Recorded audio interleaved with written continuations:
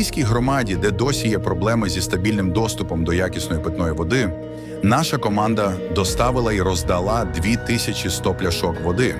Протягом 2 днів 300 домогосподарств отримали по 7 пляшок об'ємом 6 літрів кожна.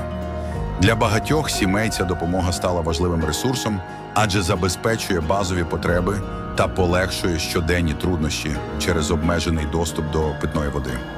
Ми прагнемо, щоб жителі громади відчували підтримку та безпеку навіть у складних умовах, і такі ініціативи допомагають зберегти здоров'я, гідність та спокій у кожній родині. Дякуємо вам за те, що ви не забуваєте про цивільне населення.